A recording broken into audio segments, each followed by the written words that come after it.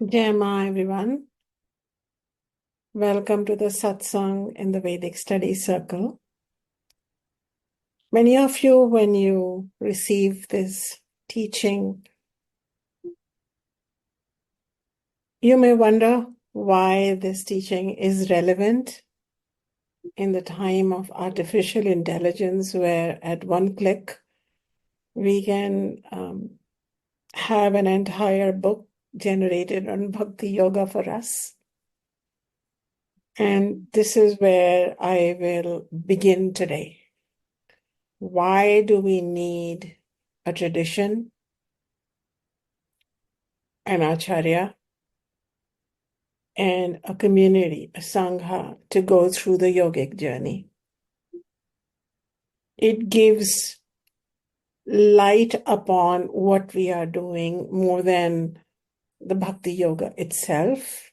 But this is an important conversation. And I decided to have this conversation based on a comment that I heard in passing, that how wonderful that at a time when AI is providing so much information, we have this kind of knowledge where we get to glean what AI is not able to provide us. And I thought, that's right. Just like AI is replacing so many areas of skill where the human touch was needed, is it making the guru, the acharya, the master unnecessary? A fashion accessory? So we will begin with that discussion, leading us into the path of Bhakti Yoga. For some of you who have been studying with me or with other mighty teachers of the tradition, Bhakti Yoga is your way of life now. Especially with some of my seekers, my students, my sadasyas. I read some of your shares and I feel blessed by how Bhakti Yoga is softening your heart and your tread on earth is softening in the salute to Ishvara. Madhuram, Madhuram, sweet and sweet all the way. For those who may be new and catching me live while I'm teaching this or on YouTube later, not knowing what your skill factor is with yoga and Bhakti Yoga specifically, this I can say that a satsang is like a tree with shade on a very, very sunny day in samsara, over sunny, over hot, over fierce sun. And sitting in a satsang is like sitting in the shade of Shastra, in the shade of timeless knowledge. We teachers of the Vedic tradition consider ourselves as ambassadors or transmitters of this knowledge. Our personality is in the service of this Sanatana, eternal truth. And we teach because every time we teach, we also learn. Because the ultimate teacher is the teaching contained in the Upanishads, contained in the Vedas, which is timeless and does not have a human author, which is universal and cannot be limited to a time-space culture. And truly, Bhakti Yoga is a fruit from that tree with roots that are timeless. So, no matter your skill level, welcome to the shady tree of Satsanga. Welcome. And let me begin with remembering my guru, my teacher, my acharya, Baba Ayodhyanath. Om Shri Gurubhyo Namaha. Harihi Om Tat Sat. Om Ajnanatimiranadasya Jnananjana Shalakaya Chakshur Unamilitam Yena Tasmai Shri Guruve Namaha. Yeah, we have a soul, all right, but that soul is sunk in the well of samsara. We are caught up in delusions. We are, we are, we are stuck in repetitive patterns and repetitive birth and death, an existence that is marked by transience and impermanence. We need a special soul who applies the colorium, the coal of knowledge, of vidya, to open the chakshur unmilitam yena, to open the eyes, not just the, well, of course, the symbolism is of the physical eye and our perception improving because of the medicinal coal, but really it is the correct perception of our true identity and the correct perception of this paradigm of existence, to not be so stuck into mechanical conditioned living, to fulfill the purpose, which is that we are visiting. We are in a special divine paradigm and we have to find our way home. And that teaching is imparted by a special soul called the Guru. Chakshur unamilitam yena tasmai Shri Guruve namaha. Oof. How we were metaphorically blinded by ignorance, by illusions, by relationships and situations that promise fulfillment, and yet they are not only barren from that perspective, that they do not have any rasa or joy to give us, but that they actually lead us to sorrow. And as a result, we are very grateful to that teacher. I am grateful to Baba Yodhanath for giving me that knowledge, which cures me of the deeper the deeper issue of looking but not understanding, perceiving but still being ignorant and making the wrong choices. Saraswati namastubhyam varde kamarupani vidyarambham karishyami siddhir bhavatu me sada. The goddess, the divine mother, as we start a new cohort, a new learning around Bhakti Yoga, and blessings from Lord Ganesha. Om Ganana Am Tva Ganapati Havamahe Kavim Kavina Upamashavastamam Jeshtirajam Brahmanam Brahmarspada Anasharavanutibihi Siddhisadanam Maha Ganapataye Namaha.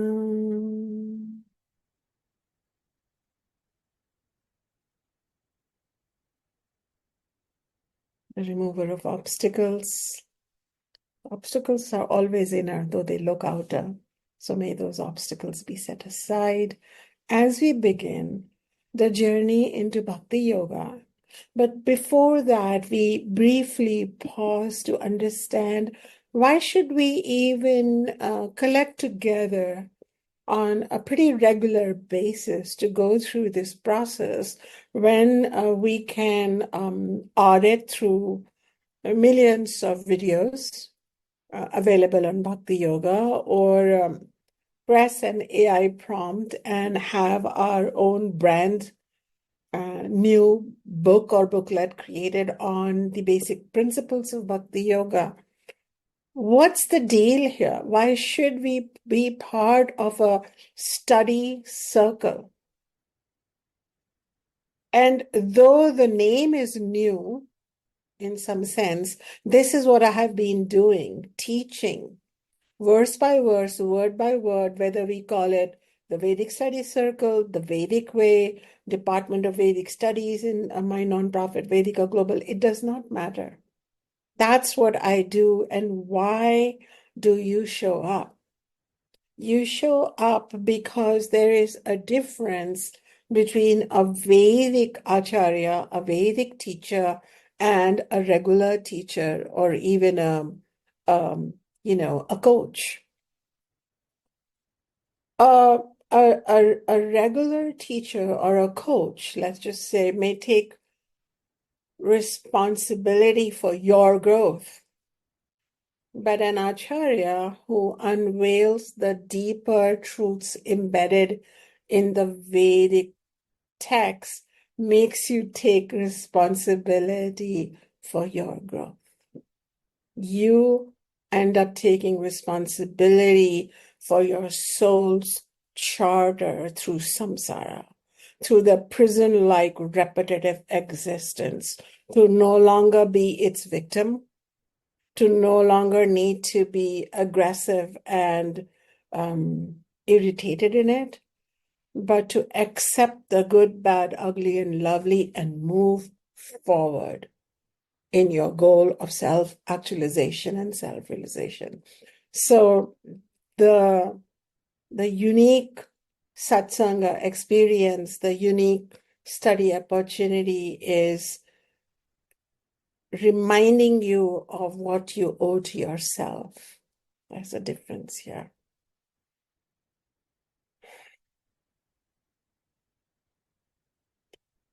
Uh, uh, um, a success coach, a relationship coach, a spiritual coach. I'm just using the word coach with deep respect to coaches. I'm also a coach in another janma of mine. But a general teacher will give you ways to achieve what you do not have. You'll agree. That's why we go to these professionals. But a Vedic Acharya, by unfolding the yogas for you, such as Bhakti Yoga, actually helps you remove things that you do not require. You come into a simple life, unclamoured by needs and urgency and addictions and lust for more, more, more. But maybe if you don't have something, your soul does not require it in this universe. This universe is way too intelligent to mess up on your quota of people and things. Maybe you do not require it. Many helpful professional, including artificial intelligence, will try and answer your questions, right? That's the way AI works. You put a prompt and you get an answer. So it tries to answer your questions. But the Acharya and the entire Shastra tradition, the entire yoga tradition, when looked at and studied with in-depth questions, all your answers. That's the difference. And many quick help solutions clothe you with a personality, with a veneer, with tools of this and tools of that. Whereas Shastra tradition, the yoga tradition in its truth, strips you naked and prepares you for the inner journey. It's too many clothes, cumbersome clothes, egoic clothes, strips you naked.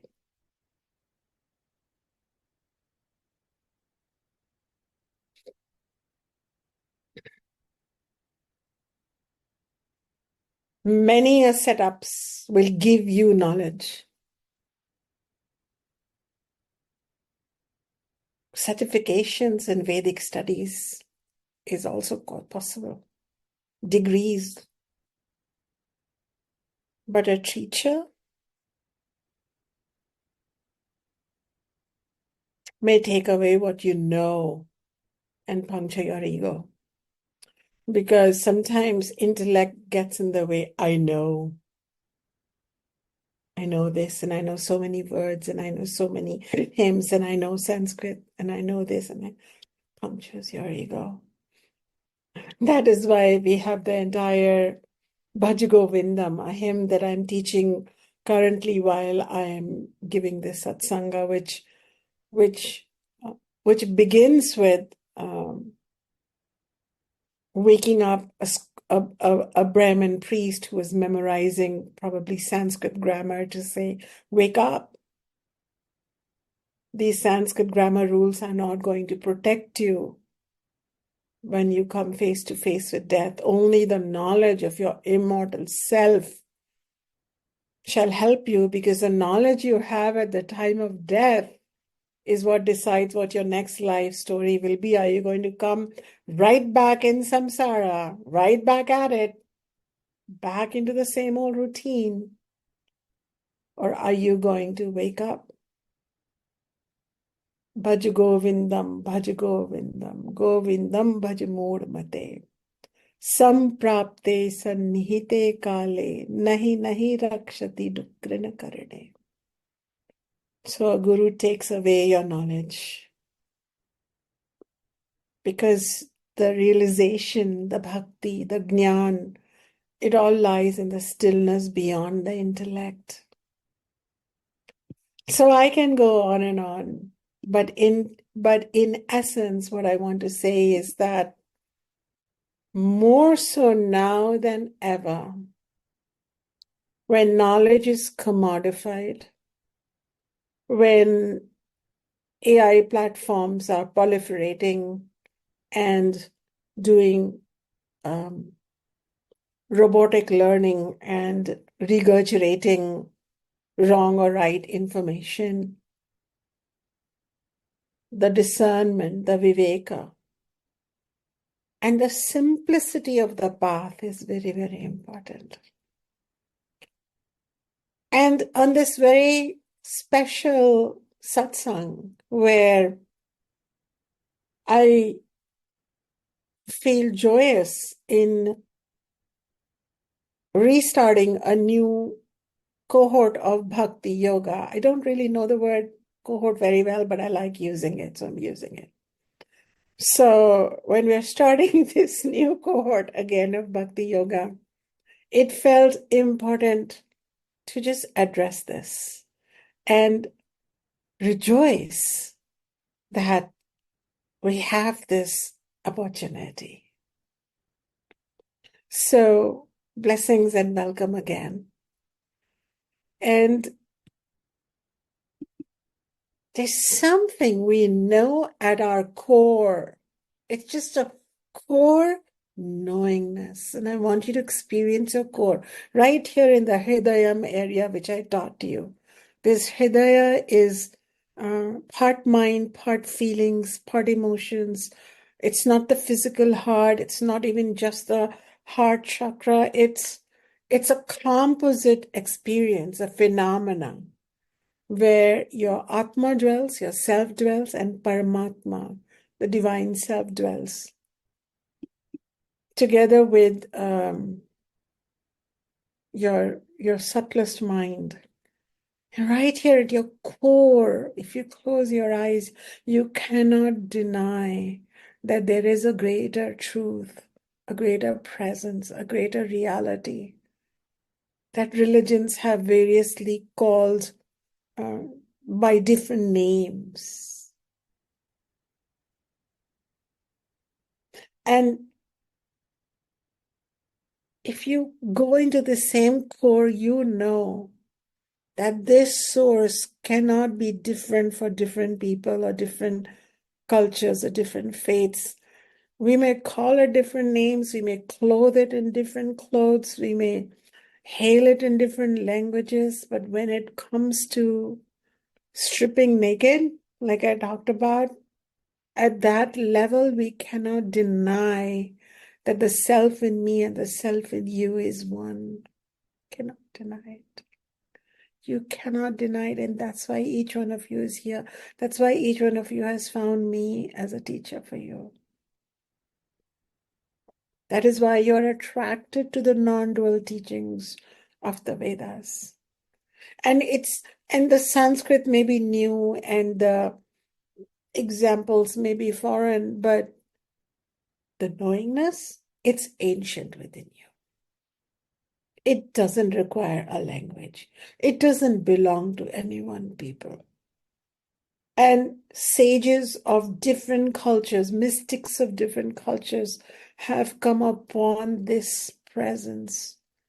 And then when you are true to your core, and then you look up at the sky, you feel like you're greeting that same presence there. When you turn your head and you lie down in the grass and it's freshly mowed and you smell it and you look at that blade of grass really closely and you see a tiny ant walking on it, you all feel kind of connected in that presence. Nothing feels separate from it. And this is the God of the Vedas. This. Many people say that, many religions say that there is only one God. But the Vedas say there is only God. What do you call your God? What name do you call your God? Because there is only one God. We call your God this. And so Bhakti Yoga is a beautiful path at the very foundation of this very personal experience. If you have a very busy mind and a very busy life and you've never really been down here and you've never lain on the grass and looked at the sky and smelled the grass and you've never experienced that throbbing oneness, then you'll want to do it now.